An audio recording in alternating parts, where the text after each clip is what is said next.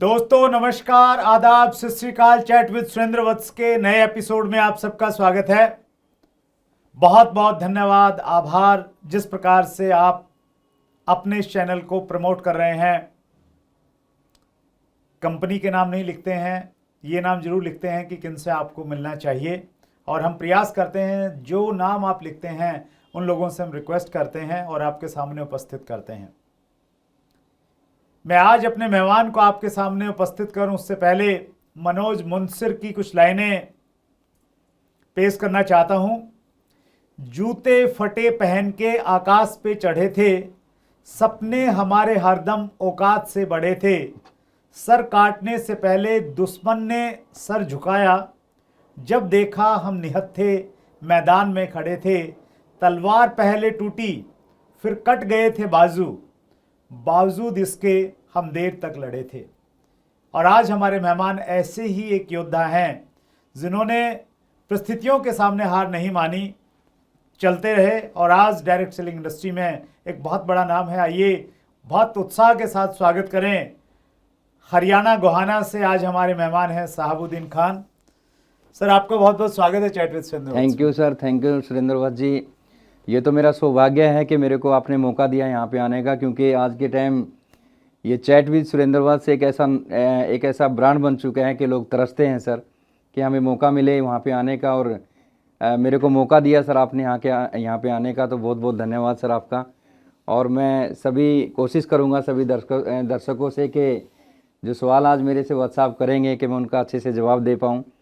बहुत कुछ समय लगाया है, लगभग 24 साल का मेरा सफ़र रहा डायरेक्ट सेलिंग के अंदर। बहुत सारे उतार चढ़ाव देखे, कई बार गिरे कई बार उठे, और आज एक अच्छे मुकाम पे एक अच्छा लाइफस्टाइल जो है डायरेक्ट सेलिंग के माध्यम से जो है हम जी रहे हैं। सर स्टोरी के माध्यम से मैं थोड़ी सी बताऊंगा अपनी स्टोरी आपको। बिल्कुल, मैं आपकी स्टोरी हम सुनेंगे। सबसे पहले सर मैं कुछ कॉम्प्लीमेंट्स पढ़ना चाहूँगा। जी सर। परशुराम अत्री लुधियाना पंजाब ने लिखा है, I have seen you in Udaipur, you are real hero. Narendra Kumar motivational speaker ने लिखा है, बहुत दिनों से मिलने का इंतजार था, आज वो दिन आ गया। राजेश कुमार लिखते हैं, सादगी से सबके दिलों में उतरने का हुनर है खान सर के पास। विक्रम मेहरा ने लिखा है, वीरेंद्र मेहरा ने लिखा है, rock star of network marketing. Narendra Sahu ने लिखा है, हरियाणा की धड़कन। विपिन राठी ने लिखा है, वाओ ग्रेट। हनु अनी ने लिखा है, सर आपकी स्टोरी सुनने के लिए बहुत एक्साइटेड हैं। हरिकृष्ण आर्य ने लिखा है, बादशाह of network marketing. Shekhar Suman सेहोरी ने लिखा है, खान सर की पूरे भारत को ज़रूरत है। और मोतीराम साहू ने लिखा है, स्कूल में फेल डायरेक्ट सेलिंग में पास, खान साहब की ज़बरदस्त कहानी। Thank you sir. आप सब लोगों ने बहुत सारे जो है मेरी तारीफ़ कर दी यहाँ पे। मैं इस लायक तो नहीं, लेकिन कोशिश करूँगा इन चीज़ों पे खरा उतरने की सर। बहुत बढ़िया सर, ग्रेट। और बहुत सारे लगभग 180 मैंने कॉम्प्लीमेंट्स पढ़े, कमेंट्स पढ़े, उसमें कॉम्प्लीमेंट्स ज़्यादा थे जी। और बहुत सारे लोग आपकी कहानी को लेके बहुत उत्साहित हैं। तो मेरा पहला प्रश्न आपसे यही है कि आपका अब तक का सफ़र जी और उससे सीखे गए सबक।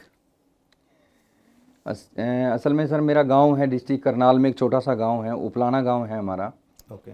मैंने वहाँ पे जन्म लिया, और जन्म लिया वहाँ पे। मेरे दादाजी कभी आए थे वहाँ पे, क्योंकि हमारे गांव में किसानों के जो औजार बनते हैं उनको बनाने के लिए कोई वहाँ पे कोई मिस्त्री नहीं होता था। तो वहाँ पे डिसीजन लिया हमारे गांव की पंचायत ने कि बाहर से किसी को लाया जाए ताकि हमें दूसरे गांव में न जाना पड़े। अच्छा, ओके। तो सर मेरे दादाजी को ला के वहाँ पे वो एक पंचायत की ज़मीन दी गई कि यहाँ पे अपना घर बना लो। तो मेरे दादाजी वहाँ पे रहने लगे, और जब बेचारे काम करते तो फसल के टाइम पे अनाज मिल जाता था। ये बात बहुत पुरानी, 80-90 साल पुरानी। मैंने तो मेरे दादाजी को नहीं देखा, मम्मी से पूछा। तो बाद में जब मैं अगर शॉर्ट में बताऊं, जब मेरी आंखें खुली तो मेरे घर में एक खजूर का सतीर लगा हुआ था, और पेड़ पौधे काट के उनके जो है उनसे छत बनाई हुई थी, और गोबर का पोछा लगता था हमारे घर में। और मेरे को अच्छे से याद है कि जब मैं स्कूल में जाता था, एक यूरिया खाद का कट्टा होता था, उसमें मेरी किताबें हुआ करती थी, और मैं स्कूल में जाता था सर पढ़ने के लिए। जब वहाँ पे जाता था देखता था हमारे गांव के लोगों के पास ज़मीन जायदाद और ये सारी चीज़ें बहुत ज़्यादा थी वहाँ पे, लेकिन मैं जब देखता था तो अंदर से बड़ा दुख होता था कि यार ना तो मेरे पास कोई डिग्री है, ना हमारे ख़ानदान में किसी के पास कोई गाड़ी है, तो मैं कैसे जीवन में हम लोग आगे बढ़ सकते हैं। तो ऐसा ही सोचता रहता था। एक दिन अचानक मेरे स्कूल में एक फ़ोटोग्राफ़र आया और मैंने जब उस फोटोग्राफ़र को देखा तो अचानक से मेरा एक ड्रीम सा बना कि यार मैं भी फ़ोटोग्राफ़र बनूंगा। अच्छा। तो सर मैंने उनसे बात की कि सर मैं भी फ़ोटोग्राफरी सीखना चाहता हूँ। तो उसने कहा तुम तो बच्चे हो, क्योंकि उस समय मैं 6ठी-7वीं क्लास में पढ़ता था, तो किसी को घर से लेके आओ।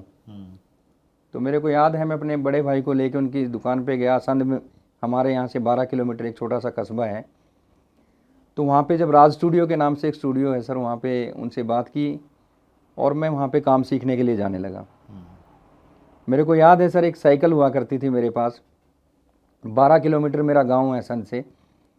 तो जब मैं अपने गांव से चलता था सुबह 6 बजे उठ के, तो हाथ सुन हो जाया करते थे क्योंकि जल्दी जाना होता था, दुकान मेरे को ही खोलनी होती थी। और एक फ़ोटोग्राफ़र की दुकान पे मैं झाड़ू लगाता और 4 साल तक मैंने इसी तरीके से साइकिल पे आना जाना किया और एक दुकान पे काम सीखा। और काम सीखने के बाद मेरे सामने सबसे बड़ा चैलेंज ये आया, क्योंकि उस ज़माने में 30-35 हज़ार रुपये के वीडियो कैमरा और ये इस तरह की चीज़ें मिलती थी। तो हमारे पास पैसे नहीं थे सर उस समय कि मैं कैमरा ख़रीद सकूं। तो ऊपर वाले ने एक मौका दिया मेरे को कि उस ज़माने के अंदर एक पहचान पत्र बनाने का गवर्नमेंट की तरफ से एक ऑफ़र आया।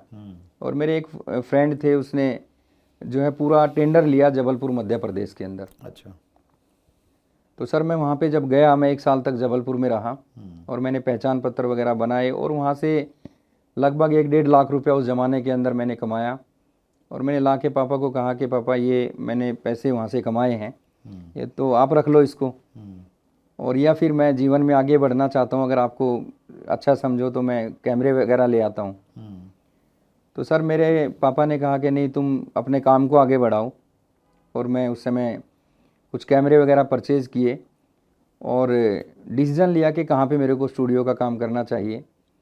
तो मैं अपने गांव को छोड़ के उस ज़माने में जो है डिस्ट्रिक्ट के सोनीपत में एक कस्बा है छोटा सा गोहाना, मैं गोहाना में आ गया और मैं जो है स्टूडियो का काम करने लगा। थोड़ा सा गरीबी बड़े नज़दीक से देखी थी, मैं वो ज़्यादा डिटेल में जाना नहीं चाहता सर जी। बहुत नज़दीक से मैंने देखा अपने माँ बाप को, अपने जो है उस जीवन को। तो मैं स्टूडियो का जब काम करने लगा तो थोड़ा जीवन अच्छा होने लगा। मैं रात दिन काम करता था फ़ोटोग्राफ़र की दुकान पे और दाल रोटी ठीक ठाक चलती थी। एक छोटा सा कमरा मैंने किराए पे ले लिया था वहाँ पे। राइट। तो फिर डायरेक्ट सेलिंग के अंदर की अगर मैं बात करूँ तो फिर एक मेरे फ्रेंड थे, मेरे पास आते थे अक्सर। वो मेरे को बोलने लगे कि साबुद्दीन एक बिज़नेस आया है, उसमें कुछ नहीं लगाना और कुछ थोड़ा बहुत पैसा लगा के जो है मैं एक अच्छा पैसा कमा सकते हैं। तो मैं उसको इग्नोर करता रहा और बहुत दिनों तक 2-3 साल तक उसने मेरे को बोला डायरेक्ट सेलिंग के बारे में, लेकिन मैंने हमेशा उसको इग्नोर किया। उसके पीछे एक रीज़न था सर कि मैं क्यों नहीं डायरेक्ट सेलिंग को समझना चाहता था। तो उस पर मैं आप सब लोगों के लिए कि मैसेज भी होगा और आप सब लोग जो है यहाँ से बहुत कुछ सीख सकते हैं मेरी इस कहानी से, कि 96 में लगभग 96 या 97 में डायरेक्ट सेलिंग इंडस्ट्री का आगाज़ हुआ इंडिया के अंदर। एक बाहर से एक MLM कंपनी जो है इंडिया के अंदर आई और उसमें मेरे को किसी ने प्लान दिखाया। मैंने इस प्लान को बड़े अच्छे से स्टडी किया और उसके बाद मेरे को दिल्ली लाया गया तालकटोरा स्टेडियम में। तो उस ज़माने में मैंने एक लीडर को सुना जिसका नाम था पंकज टिटोरिया। पंकज सर को हमने इनवाइट भी हाँ किया जी, मैंने उनका शो देखा है सर आपके यहाँ पे। जी। तो मैंने उसको देखने के मैं बड़ा एक्साइटेड था सर जिस दिन उनका वो शो हुआ, क्योंकि मैं हो सकता है मेरा कभी अगर उनसे मेरा ये इंटरव्यू देखें तो मैं बड़ा धन्यवाद करता हूं सर आपका, क्योंकि आपका सेमिनार पंकज सर बहुत बड़ी शख्सियत हैं और उनकी खास बात ये है कि वो हर उस इंसान को जो उनके नज़दीक जाता है बहुत प्यार करते हैं। जी जी, मैं डेफिनेटली ये इंटरव्यू उनके पास भेजूंगा। जी सर, मैं क्योंकि कभी नज़दीक से उस ज़माने में तो हमारा एक ड्रीम था कि सर ऐसे ऐसे लोगों से क्या हम भी मिल सकेंगे कभी। तो सर मैंने आपसे एक चीज़ सीखी, मेरे को नहीं पता कि आपको याद है नहीं है, तालकटोरा में आपने एक बात कही थी आज से 18 या 20 साल पहले कि आने वाला जो समय है वो डायरेक्ट सेलिंग का है, और आपने इसके बारे में बड़ी डिटेल से बात करी थी। तो मेरा दिमाग जो लोग था डायरेक्ट सेलिंग के प्रति मैं समझना नहीं चाहता था, तो मैं एकदम बहुत एक्साइटेड हुआ और मैंने डायरेक्ट सेलिंग को जाके स्टडी किया, बहुत समय लगाया इसमें। और मैंने जब इसको जाके देखा तो मेरा जुनून सा सवार हो गया सर डायरेक्ट सेलिंग को लेके, जैसे नशा किसी चीज़ का हो जाता है सर, मेरे को इतना नशा सा हो गया और मैं जो है रात दिन जो है डायरेक्ट सेलिंग, वो सेमिनार देखने के बाद। वो सेमिनार देखने के बाद। और यहाँ पे मैं एक बात रोक के एक मैसेज आप सब दर्शकों को देना चाहता हूँ दोस्तों, अगर आप भी चाहते हैं कि ज़िंदगी में हम डायरेक्ट सेलिंग में कोई बड़ा काम करें तो मैं एक गारंटी ज़रूर दे सकता हूं दोस्तों, हम लोगों को किसी भी डायरेक्ट सेलिंग में ज्वाइनिंग तो करा लेते हैं, लेकिन अगर आपको किसी का डिसीजन चेंज कराना है तो किसी बड़े फंक्शन से उसका डिसीजन चेंज हो सकता है। क्योंकि मैंने बहुत बार उन्होंने मेरे को बोला, कोई ज़्यादा फ़र्क नहीं पड़ा, लेकिन एक प्रोग्राम देखने के बाद मेरा डिसीजन चेंज हुआ। इसलिए डायरेक्ट सेलिंग के अंदर सेमिनार का बहुत ज़्यादा महत्व होता है सर। और मैं ये बिल्कुल मैं अपने लेवल पे ये चीज़ बोल सकता हूँ, पता नहीं सब लोगों को ये अच्छा लगेगा नहीं लगेगा, बिना सेमिनारों के जो बड़े फंक्शन होते हैं मैं चैलेंज कर सकता हूँ सर, कोई भी आदमी इस इंडस्ट्री के अंदर बड़ा लेवल अचीव नहीं कर सकता, अपने ड्रीम पूरे नहीं कर सकता जब तक आप किसी बड़े फंक्शनों का हिस्सा नहीं बनेंगे। तो सर मैंने वो जुनून सवार हो गया और मैंने स्टूडियो का जो बैठता था मैं वहाँ से मेरा फोकस आउट हो गया और मैं स्टूडियो से आउट रहने लगा। तो जो मेरा काम होता था स्टूडियो पे, लोग आते थे मेरी गैर हाजिरी में, धीरे धीरे धीरे करके मेरा स्टूडियो का काम ख़त्म होने लगा। और जो है एक दिन बिल्कुल ही आउट हो गया स्टूडियो से, मैं बैठा रहता, फिर कोई काम नहीं आता। लेकिन सर वो जो डायरेक्ट सेलिंग थी जो आउट ऑफ इंडिया से सर वो आई थी हमारे देश में, क्योंकि आपके चैनल पे हम नाम नहीं ले सकते उसका, तो उसमें मैंने देखा कि बड़े बड़े सेमिनार होते थे, ज़बरदस्त मोटिवेशन, और मैंने वहाँ से बहुत कुछ सीखा सर। मैं सैल्यूट करता हूँ सर उन लोगों को जिन्होंने उस समय पे मेरे को सिखाया। भले ही मैंने वहाँ से कुछ कमाया नहीं कमाया, लेकिन आज मेरे को पता लग रहा है सर मैंने जो एजुकेशन जो ली वहाँ से, और आज मैं जिस मुकाम पे हूँ जहाँ पे भी, उसका बहुत बड़ा रोल है सर। 4 साल किया, और 4 साल करने के बाद मैं आगे और पीछे देखता हूँ तो मैं एक अंधेरे से रास्ते पे खड़ा हुआ था, क्योंकि फोटोग्राफी मेरी ख़त्म हो गई।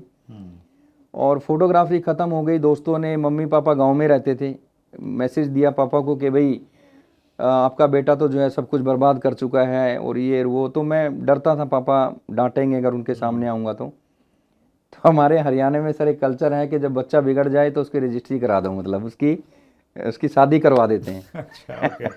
तो मेरे मम्मी पापा ने डिसीजन लिया कि भाई जो जिम्मेदारियाँ आएंगी तो सुधर जाएगा। और बहुत कम एज में, मेरी उम्र सर 15-16 साल रही होगी उस समय। अच्छा। जी, 16 साल की मेरी उम्र थी सर, और मेरी शादी कर दी गई। और मैं गुहाना में एक छोटे से किराए के कमरे में रहता था। 5-10 दिन तो दावतों में निकल गए सर शादी की। लेकिन बाद में 10 दिन के बाद जब हम अपनी उस खोले में गए, अपने छोटे से कमरे में गए, क्योंकि स्टूडियो बंद हो गया, 500 रुपये मेरा किराया हुआ करता था सर, तो बड़ा परेशान रहने लगा कि मैं क्या करूं, बड़ा डिप्रेशन से मैं चला गया। शादी हो गई तो मिसिज ने मेरे को एक दिन कहा कि कब तक ऐसे चलेगा, आप किसी फोटोग्राफर की दुकान पे नौकरी क्यों नहीं कर लेते। तो सर मैंने डिसीजन लिया कि चलो नौकरी करते हैं। तो मैंने कई फोटोग्राफर से बातचीत की कि भाई मैं नौकरी करना चाहता हूँ। तो एक ने मेरे को ऑफ़र दिया 1500 रुपये का, और मैं तैयारी में था कि मैं जॉब करूँ। लेकिन मेरे एक दोस्त हैं मिस्टर सुदेश सैनी जी, वो एक शेर बोलते हैं हमेशा कि यूं तो जगाने के लाखों बहाने आते हैं उसको, दरों पे दस्तकें देने खुदा आया नहीं करता। तो मेरे को भगवान, वो खुदा, अल्लाह, ईश्वर किसी के पास चल के नहीं आता सर, वो किसी ना किसी को माध्यम बना के भेजता है। तो ये चैलेंज चल रहे थे, सारी चीज़ें थी। 15 जनवरी 2005 मेरे एक दोस्त भी हैं और मेरे अजीज मित्र, और बहुत कुछ सर मैंने उनसे सीखा है, मिस्टर विजय विरोधिया जी, उनको भी हमने इनवाइट किया हुआ है। जी, मैंने उनका जो देखा था सर शो उनका, और बड़ा मैं सैल्यूट करता हूं सर दिल से उनको कि कई बार गिरे, कई बार उठे, और एक ऐसे हार्ड वर्कर और एक ऐसे दिल के साफ इंसान हैं। मैंने बहुत कुछ सर उनसे सीखा। और अचानक से वो मेरे पास आ गए। उनके पास एक, उस समय जब पहली बार मैं जानता था जब विजय जी को, तो उनके पास कोई गाड़ी नहीं हुआ करती थी। ओके। तो मेरे पास आए कि यार साबुद्दीन, तेरा दिमाग ख़राब है, देखो मैंने आईकॉन गाड़ी ख़रीद ली मैं डायरेक्ट सेलिंग से, और ये वो, उसने बड़ी बड़ी बातें करी। तो मैं उस समय भी जो है परेशान तो था ही। मैंने कहा अच्छा ये बता, ये गाड़ी कौन सी कंपनी ने दी है लोगों को फंसाने के लिए, क्योंकि मैं एकदम नेगेटिव डायरेक्ट सेलिंग से हो चुका था। तो इस स्टोरी को मैं थोड़ा यहाँ पे ब्रेक देना चाहता हूँ कि मैं आगे बढ़ूंगा, क्यों नहीं मैं डायरेक्ट सेलिंग को करना चाहता था और क्यों मैं इसके ऊपर विश्वास नहीं करता था। सर, जिस डायरेक्ट सेलिंग के अंदर मैंने शुरुआत की थी उससे सीखा तो बहुत कुछ, लेकिन उस कंपनी के जो प्रोडक्ट थे वो शायद मेरे लेवल के प्रोडक्ट नहीं थे, क्योंकि मैं एक मिडिल क्लास फैमिली से बिलोंग करता था, या उससे भी अगर नीचे कहें तो वहाँ, तो मैं उन प्रोडक्टों को अफोर्ड नहीं कर पाता था सर। बहुत सारे लोगों को नॉलेज नहीं होती, लोग सोचते हैं कि भाई डायरेक्ट सेलिंग में जो है लोगों को जोड़ जाड़ के कामयाब हो जाएंगे। हमें भी इतनी ज़्यादा नॉलेज नहीं थी, लेकिन जब जैसे जैसे करके आगे बढ़े, नॉलेज बढ़ी, तो हमने समझा कि नहीं, डायरेक्ट सेलिंग में लोगों को जोड़ने से काम नहीं होता, बल्कि यहाँ पे तो लोगों को टर्नओवर बनाने से जो है इनकम आती है। तो टर्नओवर के मामले में जब देखा तो प्रोडक्ट इतने महंगे थे उनके, तो शायद मेरी रेंज से बाहर थे, और जो मेरा सर्कल था वो भी ऐसा ही था। तो जितने मैं लगा देता था उस पर, मतलब परचेजिंग करते थे या करवाते थे, उस मतलब लग बहुत ज़्यादा जाता था और आउटपुट आता नहीं था। ओके। तो इससे जो है 4 साल गुजर गए सर, 1-2 दिन हो तो चला ले काम। अब 4 साल में शादी भी हो गई, तो फिर बैठे, और एक उस समय तक हिंदुस्तान के अंदर एक ऐसा भूचाल सा आ गया डायरेक्ट सेलिंग का, कि लोगों ने जब उस डायरेक्ट सेलिंग के अंदर जाके देखा, और हिंदुस्तानी लोग हैं सर, अपना दिमाग थोड़ा सा नेगेटिव चीज़ों की तरफ सोचते हैं कि भाई शॉर्टकट में इनकम जल्दी आ जाए, मेहनत ना करनी पड़े, पैसे भले ही लग जाएं। तो इस तरह की सोच हमारे यहाँ पे ज़्यादा लोगों की रहती है। तो उस समय पे जब इस तरह की कंपनी आई, हालांकि मेरे को ये सही और गलत में पता था, एथिकल और अनएथिकल, लेकिन सर मजबूरी के कारण मैंने सोचा कि चलो ट्राई करते हैं, थोड़ा बहुत कमा के फिर किसी अच्छी कंपनी को चुन लेंगे। सर, बहुत लंबी एक लिस्ट है, मैं नाम नहीं लेना चाहता। डायरेक्ट सेलिंग के नाम पे बहुत सारी कंपनियां उस समय मार्केट में आई, मैंने भी उनमें काम किया, मजबूरी की वजह से काम किया, और कुछ कंपनियां हमने छोड़ दी और कुछ कंपनियों को हमें छोड़ के चली गई। ओके। तो इस तरह का मामला जब रहा, और कुछ कुल मिला के सर जब देखा तो कुएं में से निकल के जो है ना, वो खाई में से निकल के कुएं में गिर गए। यहाँ पे भी मैं आप सब दर्शकों को एक मैसेज देना चाहता हूँ, बड़े ध्यान से मेरी इस बात को सुनना दोस्तों। हम शॉर्टकट के चक्कर में कई ऐसी चीज़ें गवा देते हैं जो ज़िंदगी में पैसे से नहीं कमा सकते आप। मैं शॉर्टकट में गया, आज ये कंपनी कल वो कंपनी, और लोगों की नज़रों में मेरी एक ऐसी इमेज बन गई कि यार ये तो ऐसे ही लोगों को जो है ज्वाइनिंग कराने का, आज ये कंपनी, ये तो लोगों को लूटने खसूटने का काम करते हैं। तो मैं बिल्कुल बर्बाद हो गया सर। डायरेक्ट सेलिंग के प्रति मेरे दिमाग में नफ़रत पैदा हो गई कि ये सारी की सारी चीज़ें बकवास होती हैं, फालतू होती हैं, ये कुछ नहीं होता। और मैं एकदम जो है डायरेक्ट सेलिंग की दुनिया से बाहर हो गया। और अब मैं वापस वहाँ पे आता हूँ जहाँ विजय विरोधिया जी मेरे पास आए, जहाँ पे मैंने अभी ब्रेक दिया था इसको कि सर तुम क्यों नहीं करना चाहते। तो एक नफ़रत सी पैदा हो गई थी। तो उसने मेरे को फिर बोला कि नहीं साबुद्दीन, तुम स्टडी करो, एथिकल क्या होता है, अनएथिकल क्या होता है, तेरे को यार नॉलेज है, एक बार और बैठते हैं। और मैं धन्यवाद करता हूँ विजय जी आपका कि 15 जनवरी 2005 को इन्होंने मेरा विज़न क्लियर किया। लेकिन एक चीज़ मैं और भी यहाँ पे बताना चाहता हूँ सर, जिस डायरेक्ट सेलिंग के अंदर विजय विरोधिया जी काम करते थे, उन्होंने ज़बरदस्ती मेरे से डॉक्यूमेंट्स ले लिए थे 2002 में। अच्छा, ओके। 2002 में मेरे से डॉक्यूमेंट्स ले लिए थे, और कहीं ना कहीं इन्होंने मेरी आईडी उस कंपनी के अंदर लगा दी थी। Okay okay okay. तो लेकिन मैं काम नहीं कर पाया वहाँ पे, क्योंकि मैं नफरत करता था डायरेक्ट सेलिंग से। तो 2005 को मिसिज भी बैठी हुई थी, वो टेढ़ा टेढ़ा देख रही थी कि बड़े मुश्किल से पीछा छुड़ा था और ये फिर आ गया आज, फिर बड़े मुश्किल से अब ये 1500 की नौकरी के लिए तैयार हुए थे। तो विजय विरोधिया जी से मैंने वादा किया कि भाई चलो ठीक है, सोचता हूँ, क्योंकि मेरी मजबूरी हो चुकी थी और कोई रास्ता नज़र नहीं आ रहा था। तो विजय विरोधिया जी ने पेपर पे दिखाया कि सर जिसकी वजह से आप नेटवर्क मार्केटिंग से बाहर हुए, डायरेक्ट सेलिंग से, हमारे जो प्रोडक्ट है वो इंडियन कल्चर के हिसाब से हैं। अच्छा, इंडियन मेंटेलिटी के हिसाब से हैं, उसके रेट और उसका सारी चीज़ें जब मैंने देखी तो मेरे को लगा, क्योंकि नॉलेज तो थी सर मेरे को डायरेक्ट सेलिंग की, कि यार यहाँ पे कुछ हो सकता है। और 15 जनवरी 2005 को मैंने वादा किया और मैंने कहा कि ठीक है सर मैं काम करूँगा। तो ये बोल के विजय विरोधिया जी तो चले गए, लेकिन मैं 3 दिन हो गए घर में ही रहा। अच्छा। तो मेरी मिसेज ने कहा कि झूठ बोलने की क्या ज़रूरत थी विजय जी को, भाई ऐसे ही बोल देते मेरे को नहीं करना। तो मैंने कहा फील्ड में जाने के लिए पैसा चाहिए और मेरे पास पैसे नहीं है, मैं कैसे फील्ड में जाऊं। तो मेरा स्टूडियो ख़त्म हो गया, सारी चीज़ें ख़त्म हो गई। तो नई नई शादी हुई थी, तो मेरी मिसेज ने मेरे को बेचारी ने पता नहीं कहाँ से 700 रुपये दिए सर, और छुपा के रखे हुए थे उसने कहीं से। बोला अगर इनसे काम चलता हो तो ये 700 रुपये मेरे पास हैं। तो उस दिन मेरी आंखों में आंसू थे सर कि ये कैसी ज़िंदगी है और कैसे जीवन कटेगा। लेकिन सर जुनून सा था दिमाग में, कुछ करना चाहता था। वो 700 रुपया लेके मैं यमुनानगर गया, मेरे एक दोस्त रहते थे वहाँ पे। अच्छा। सबसे पहले तो सर डायरेक्ट सेलिंग में असल में मैं अपने भाइयों के पास गया, मेरे बड़े भाई थे, उन्होंने मेरी बात नहीं सुनी, क्योंकि अब अपने लोग इस चीज़ को समझना नहीं चाहते।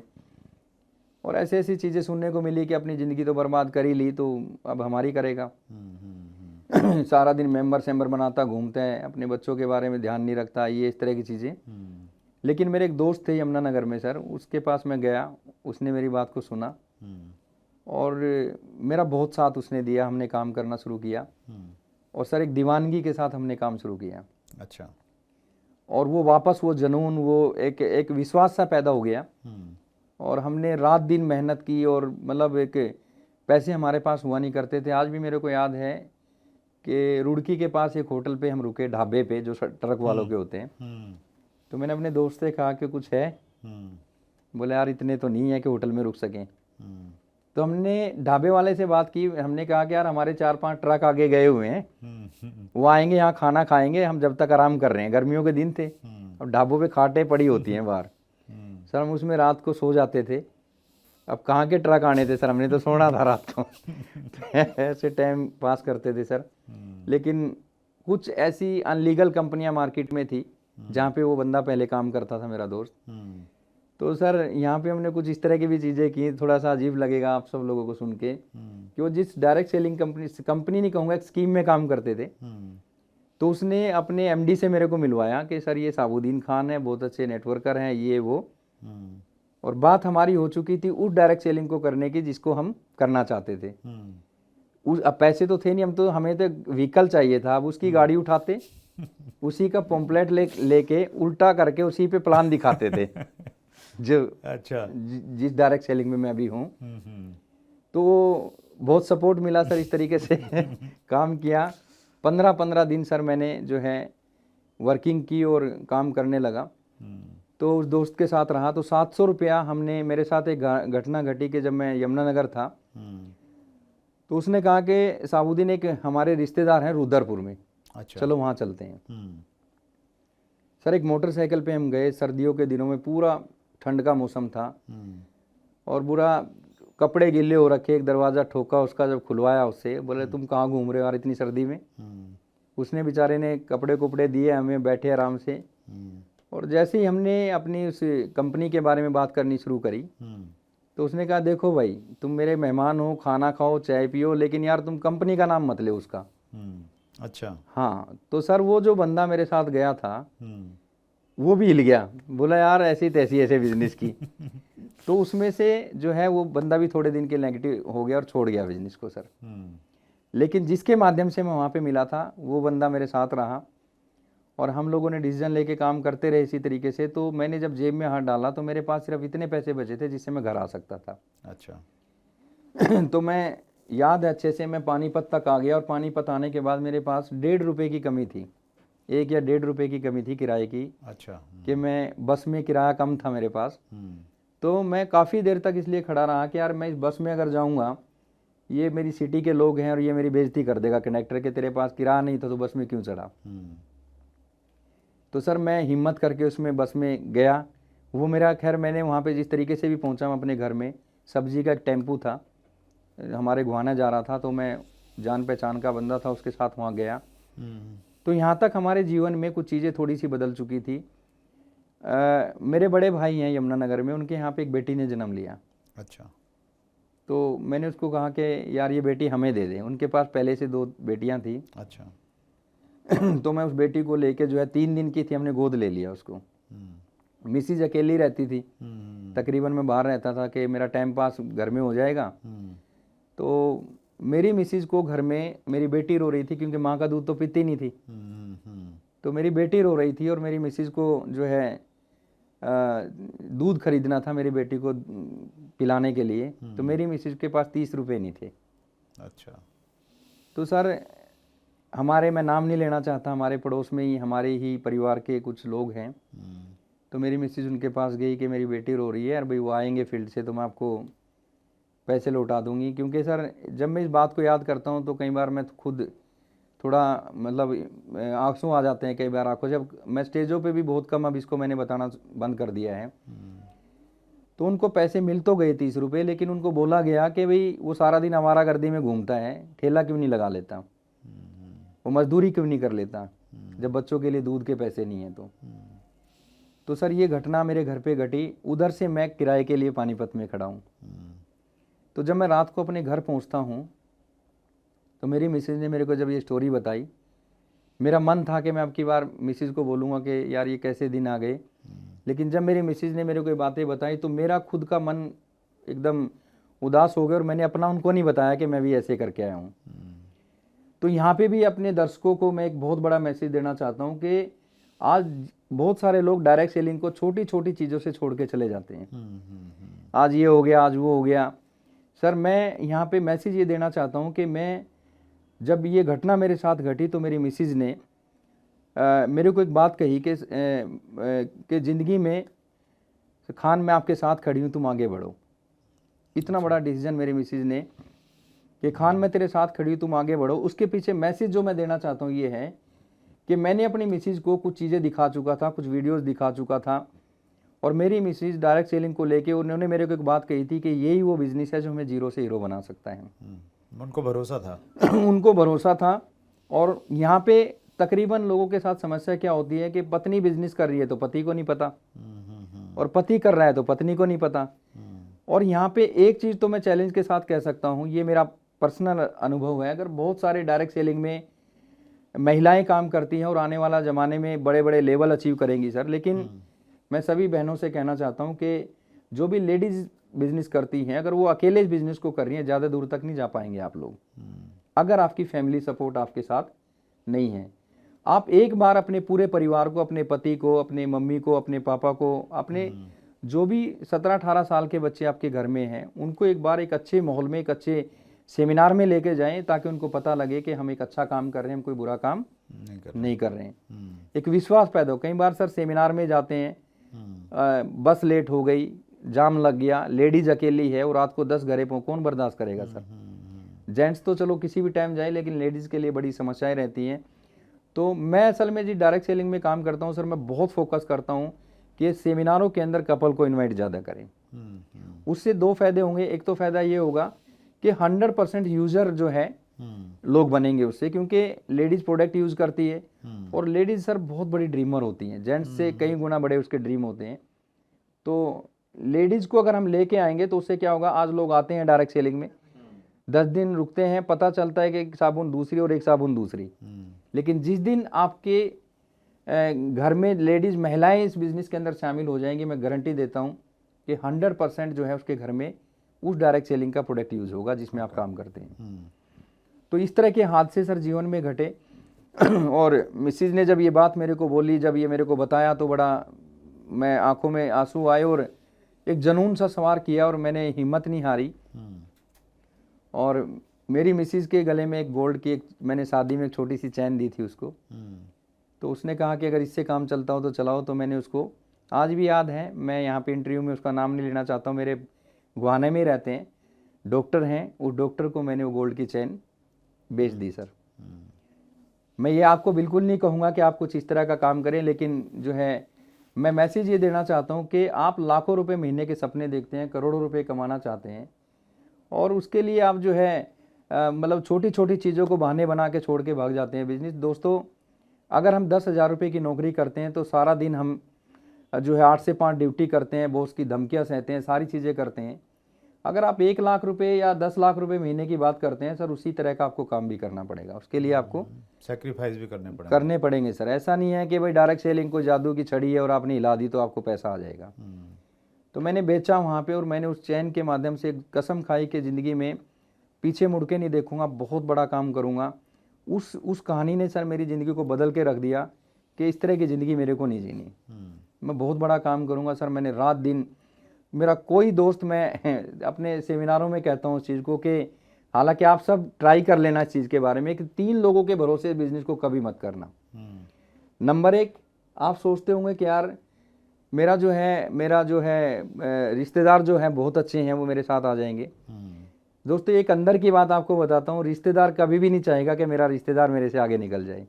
ये मेरा पर्सनल एक्सपीरियंस है सर। दूसरा, आप सोचते होंगे कि यार मेरे दोस्त बहुत अच्छे हैं। सर मैं ये भी गारंटी दे सकता हूँ कि कोई भी दोस्त अंदर से ये नहीं चाहता कि मेरा दोस्त आगे निकल जाए। ये अंदर की बात बता रहा हूँ, बाहर तो बहुत कुछ होता है सर अलग से। और तीसरा, आप सोचते होंगे कि यार मेरे पड़ोसी बहुत अच्छे हैं। तो पड़ोसी तो सर ये हमेशा सोचते हैं कि लाओ यार एक मुल्ला जी से तावीज़ बना के साले का इसका नाश कैसे हो। तो इस तरह की भावनाएं, क्योंकि आज के टाइम अगर पड़ोसी कामयाब हो रहा है तो देख के खुश नहीं है सर। लेकिन भाई मैंने इन तीनों पे ट्राई किया, मेरे को रिजल्ट नहीं मिले। आप एक बार सब लोग ट्राई कर लेना, क्या पता आपका दोस्त कोई अच्छा हो, पड़ोस में से रिजल्ट मिल जाए। लेकिन मेरे को कोई रिजल्ट नहीं मिले सर। तो मेरे को फिर मैं परेशान हुआ, और मैंने जो गुरु थे मेरे डायरेक्ट सेलिंग के, आज इस दुनिया में नहीं है, उन्होंने मेरे को बताया कि साबुद्दीन अजनबी लोग इस बिज़नेस के अंदर आपको कामयाब करेंगे। और अजनबी लोगों से आप किस तरीके से मिल सकते हो, किस तरीके से बात कर सकते हो। फिर सर मैंने अपने अंदर से एक जो शर्म सी होती है, एक झिझक सी होती है, उसको हटाया। जो भी बंदा मिलता वो एक चीज़ कहता, दुनिया घूम रही है बेरोजगार, किसी को छेड़ लो, किसी को राम राम नमस्ते सलाम करोगे कोई गाली नहीं देगा। सर मैं किसी के साथ भी इस तरीके से करना शुरू कर देता था। और मेरा बिजनेस एक यहाँ पे भी एक मैसेज देना चाहता हूँ, गुहाना के अंदर मैंने बहुत लोगों को ट्राई किया। फिर मैंने एक आइडिया लगाया कि यार मैं अपने बिजनेस को, मैंने सब लोगों को प्लान दिखा दिया, अब क्या करूँ मैं। तो हमारे यहाँ पे एक बड़ौदा चौक है, उसमें इस लाइन से लेके और बड़ौदा फाटक तक कम से कम 1000 दुकानें होंगी। मैंने सोचा यार ये भी तो आदमी है। तो मैं एक पेंट की दुकान पे, मैंने कहा कल से एक दुकान से शुरू करूँगा और फाटक तक प्लान दिखाना है। तो मैं सर उस पेंट की दुकान पे गया और बैठ गया। काफ़ी देर हो गई, पेंट वाले ने पूछा भाई साहब कौन हो आप। मैंने कहा यार मेरा एक दोस्त आना था, वो कह रहा था कि यार यहाँ से पेंट खरीदना है, पेंट की दुकान पे मिलेंगे। अब उसने सोचा यार ये तो कोई ग्राहक है, मेरा पेंट लेके जाएंगे। अब जब और 10 मिनट हो गए, बोला भाई साहब कहाँ से हो आप। तो मैंने कहा सर मैं यहीं बड़ौदा इसमें ईदगाह में रहता हूँ। अच्छा क्या काम करते हो। मैंने कहा यार इसीलिए तो बैठा था मैं इतनी देर से कि ये मेरे से पूछे कि क्या काम करते हैं। सर आप यकीन करके मानना, लगभग मैंने 500 लोगों को प्लान दिखाया, जिसमें कुछ लोग ज्वाइनिंग भी हुए लेकिन काम नहीं किया किसी ने। फिर एक रास्ते में एक दुकान मिली, उसका रोडी डेस्क का काम करता था, बिल्डिंग मटेरियल का काम। क्योंकि मेरा तो रोज का काम था कि 10 दुकानों पे प्लान दिखाना आज। तो उसके पास जब मैं गया, वो बंदा थोड़ी सी जानकारी रखता था डायरेक्ट सेलिंग के बारे में, उसका नाम था पप्पू रोडी वाला। अच्छा। तो मैंने उससे बातचीत की, उसको प्लान दिखाया, वो कहने लगा कि ठीक है। उस बंदे के माध्यम से सर मेरे को जमुनानगर का कॉन्टैक्ट मिला था। अच्छा। और उस बंदे के माध्यम से मेरा जो मामला शुरू हुआ, मैंने लिस्ट में से लिस्ट निकालनी शुरू करी। ओके। और उसके माध्यम से मैं अजनबी लोगों में घुसता चला गया। और आज जहाँ भी हूँ मैं, अजनबी लोग मेरी टीम के अंदर, जो भी मेरा नेटवर्क है ऑल ओवर इंडिया में, वो पहले मैं किसी को नहीं जानता था, टोटल अजनबी। मेरा कोई दोस्त रॉयल्टी अचीवर नहीं है उसमें, या कोई बड़ा लेवल उनके पास नहीं है। मेरा कोई रिलेटिव, मेरा कोई भाई इस बिज़नेस में कोई भी जो मेरे साथ नहीं है, लेकिन अजनबी लोग अच्छे अच्छे लेवलों पे हैं। तो सर मैंने रात दिन काम किया, जुनून के साथ मेहनत की, और पीछे मुड़ के नहीं देखा। जब भी आंख बंद करता था तो वो बच्चे की बात याद आती थी मेरे को। और उस कमरे में जिसमें मैं रहता था ना सर, प्लस्तर नहीं हुआ करता था, क्योंकि किराया कम देना पड़ता था। तो सर जुनून के साथ काम किया, और करते करते करते करते एक अच्छा मेरा कुछ चेक आया, जो है 5-4 हज़ार रुपये का भी आया, फिर 10,000, 15,000, 21,000। और मैं इस तरीके से बढ़ता गया, और जो गड्ढे खुदे हुए थे, जो कर्जा था मेरे ऊपर, वो उतारा। और आगे बढ़ते बढ़ते जो है मेरा हाई जो है बहुत आगे तक गया, और मैं लगभग 1-1.5 लाख रुपए की इनकम, या 80-90 हज़ार रुपये की इनकम मेरे को डायरेक्ट सेलिंग में आने लगी, जहाँ पे मैं काम करता था। लेकिन फिर मेरी ज़िंदगी में एक हादसा हुआ। जी, डायरेक्ट सेलिंग में मैं काम करता हूँ, वहाँ के नियम कानून बहुत सख्त है, मजबूत है, और होने भी चाहिए सर, क्योंकि हम फ्यूचर की बात करते हैं, हम पीढ़ियों की बात करते हैं। जब तक हमारे नियम कानून अच्छे नहीं होंगे तो फिर कैसे विश्वास लोगों का होगा। तो वहाँ पे मेरे एक बहुत क्लोज फ्रेंड थे, एक अच्छे लेवल पे थे, उसने कुछ गलतियाँ की, और उसमें कहीं ना कहीं उस मामले के अंदर मेरा नाम भी शामिल हो गया। अच्छा। और जी, डायरेक्ट सेलिंग में मैं काम करता हूँ सर, मेरे को वहाँ से जो है टर्मिनेट कर दिया गया। बिजनेस और मेरा बिजनेस बिल्कुल जीरो पे, मतलब लगभग जीरो पे ही था। तो फिर मैंने डिसीजन लिया कि अब मैं नहीं करूँगा। आईडी खुलने के बाद आपने डिसाइड किया कि अब काम नहीं करना है? जी सर, मैंने डिसीजन लिया कि अब काम नहीं करेंगे। और जब मैंने डिसीजन लिया तो फिर मेरी मिसिज ने मेरे को मोटिवेट किया। मेरी मिसिज को भी बहुत मोहब्बत थी उस कॉन्सेप्ट से जिसमें हम जुड़े हुए थे। उसने कहा कि खान, एक मिनट शांत हो, सोचो। जब हमने इसको शुरू किया तो हम अकेले थे, ट्राई करके देखो, 5-10 तो बचे होंगे। तो मेरे कुछ दोस्त थे और उन दोस्तों से मैंने सलाह की, 5-10 लोगों से, और उनसे भी मैंने खुल के बात की कि सर मेरे को क्लियर बताएं करना है नहीं करना है मेरे को। तो डिसीजन लिया, और मेरी मिसेज की वजह से मैंने डिसीजन लिया। इसीलिए मैं बार बार कह रहा हूँ कि फैमिली का इन्वॉल्व करना। तो सर मैंने काम करना जो है उन 10 लोगों के साथ डिसीजन लिया। मेरे मित्र हैं बहुत सारे, वो सुदेश सैनी जी वगैरह को हैं, बहुत सारे साथी हैं मेरे इस तरह के। तो मैंने सर काम करना रात दिन, फिर मैंने एक डिसीजन को चेंज कर दिया दूसरे ग्रुप में। अच्छा। कि अब मैं उन लोगों को कुछ मैसेज देना चाहता हूँ, जिन लोगों ने मेरे साथ ये घटना घटी है, उसमें कई लोग थे। हो सकता है सर उस समय के हिसाब से सारी चीज़ें, तो मैंने काम करना शुरू किया, रात दिन मेहनत की। मैं बिजनेस में बहुत स्पीडली काम किया, रात दिन मेहनत की। और उसमें सबसे बड़ा रोल जो रहा, वो बहुत सारी चीज़ें रहेंगी, आगे बताऊंगा मैं आपको उसमें। तो मैं इस बिज़नेस में फिर दोबारा से उठा, अपने लेवलों को मेंटेन किया, और आज इस बिज़नेस में, उस कॉन्सेप्ट में मैं एक ऐसे लेवल पे हूँ जिसमें टॉप 10 में मेरे ख्याल से होंगे। टॉप 10 में कुछ नाम आते हैं, उनमें मेरा भी एक नाम आता है सर। ग्रेट। और मैं यहाँ तक आज जिस 500 रुपये की किराए के घर में मैं रहता था, आज मेरा लगभग 2.5 करोड़ रुपए का मेरा अपना एक बंगला है सर, छोटा सा। उसमें मेरा अपना एक स्विमिंग पूल है, मेरा एक गेस्ट हाउस है। क्या बात। जो मेरे सीनियर लीडर आते हैं तो मैं उनको होटलों में रुकाना पसंद नहीं करता, मेरे पास ही रुकते हैं। ऑल ओवर इंडिया से आते हैं। मेरा एक 250-300 लोगों का एक मीटिंग कॉन्फ्रेंस हॉल है, सब घर में मैंने बना रखा है सर। और एक ऐसी ज़िंदगी, एक अच्छी ज़िंदगी जो है मैं जी रहा हूँ, और बड़ा मज़ा आ रहा है। आज मेरे को कोई गिला शिकवा नहीं है किसी से। उस समय का जो समय की बात थी, उस समय हमने समय के साथ उसको छोड़ा, लेकिन उस समय पे मैं एक रॉयल्टी अचीवर हुआ करता था। और जो मेरे साथ हादसा हुआ, वो लोग स्टार रूबी या रूबी के लेवल पे हुआ करते थे। तो मैं रॉयल्टी अचीवर से निकल के जो है वहाँ तक पहुँचा सर। Great. और आज वो लोग भी मेरे अच्छे दोस्त हैं सर, मैं उनसे बहुत कुछ सीखता हूँ। बहुत इंस्पायरिंग है साउद्दीन जी आपकी कहानी, और जिस प्रकार से लोगों ने लिखा था आपकी कहानी के बारे में, और इसमें बहुत सारे सबक हैं। तो 2-3 सबक मुझे ये मिले हैं, मैंने ये सबक लिया है आपकी कहानी से, कि एक तो कैसी भी परिस्थिति हो, हम लोग हार नहीं माने, उम्मीद पे जिंदा रहें। बिल्कुल सर। बार बार आपने बोला कि घर में फैमिली की इन्वॉल्वेशन जरूर होनी चाहिए बिजनेस में जी, और वो आपकी कहानी से बहुत कुछ सीखा जा सकता है। तीसरा, आपने एक बहुत अच्छी बात कही कि कई बार हम लोग शॉर्टकट के चक्कर में कुछ ऐसे काम करने लग जाते हैं जिसका खामियाजा हमें बाद में भुगतना पड़ता है। तो बहुत शानदार कहानी है, बहुत इंस्पायरिंग, और बहुत सारे लोग इंस्पायर होंगे। लास्ट में एक प्रश्न मैं शॉर्ट में लेना चाहता हूँ, और ये अक्सर ये प्रश्न पूछा जाता है। नदीम शाह ने ये प्रश्न पूछा है, डायरेक्ट सेलिंग में नदीम से पहले मेरा एक प्रश्न है, और वो प्रश्न ये है कि डायरेक्ट सेलिंग जो हर धर्म का अपना एक काम करने का तरीका रहता है, तो अगर हम लोग मुस्लिम धर्म की बातचीत करें तो मुस्लिम धर्म के अनुसार डायरेक्ट सेलिंग हराम है या हलाल है। और नदीम साहब ने पूछा है कि डायरेक्ट सेलिंग में हलाल तरीके से कैसे काम करें। संक्षेप में इसका एक उत्तर चाहिए।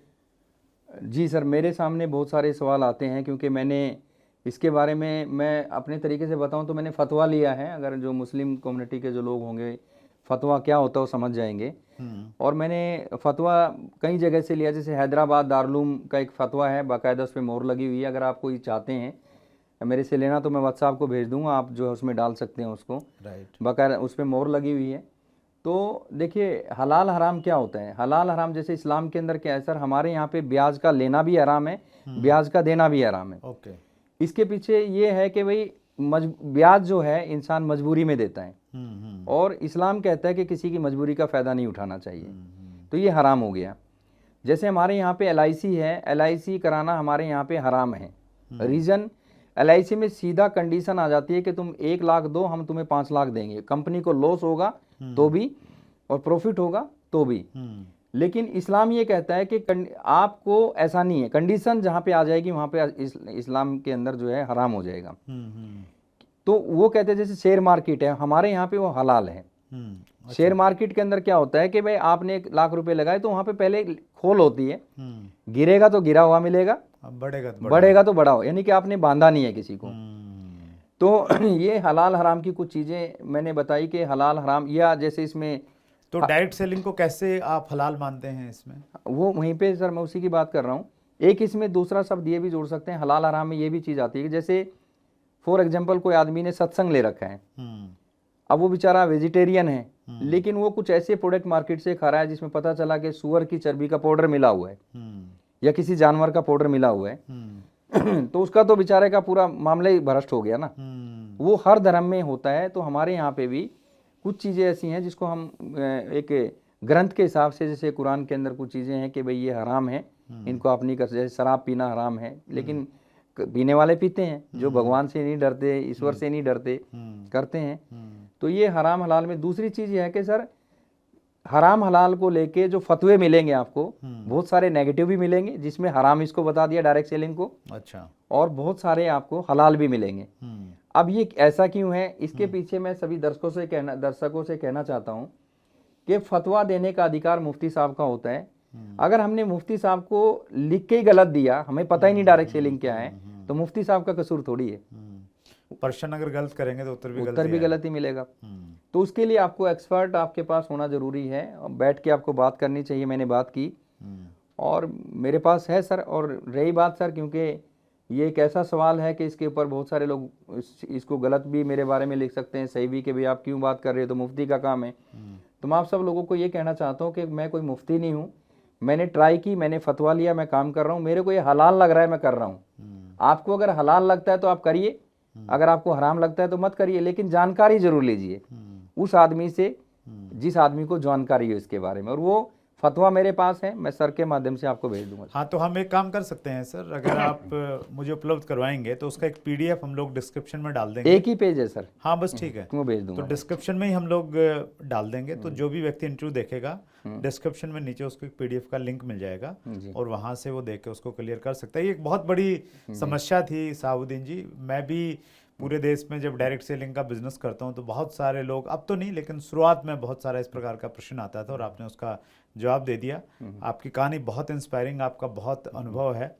आज बहुत कम समय है हमारे पास में, लेकिन आगे हम लोग दोबारा मिलेंगे। समय निकालने के लिए साहुद्दीन जी बहुत बहुत धन्यवाद। थैंक यू सर, बहुत बहुत धन्यवाद। Thank you sir. सो ये थे Shahabuddin Khan, direct selling industry में एक बहुत बड़ा नाम है। अगले मंगलवार को रात्रि 8 बजे एक और बड़ी पर्सनैलिटी से आपकी मुलाकात होने वाली है। लेकिन अब तक अगर आपने चैनल को सब्सक्राइब नहीं किया है तो कैसे मालूम चलेगा कि कौन पर्सनैलिटी कब आने वाली है। सो सब्सक्राइब कीजिए और इसी प्रकार से अपना प्यार बनाए रखिए, अपना ख्याल रखिएगा। बहुत बहुत धन्यवाद। अगर आपने अभी तक chat with Surendra Vats channel को सब्सक्राइब नहीं किया है तो अभी सब्सक्राइब करें और बेल आइकन दबाना ना भूलें, जिससे आपको आने वाली सभी वीडियोस की अपडेट सबसे पहले मिले और हमारी किसी वीडियो को मिस ना करें। वीडियो को ज्यादा से ज्यादा शेयर और लाइक करके अपना प्यार जरूर दें।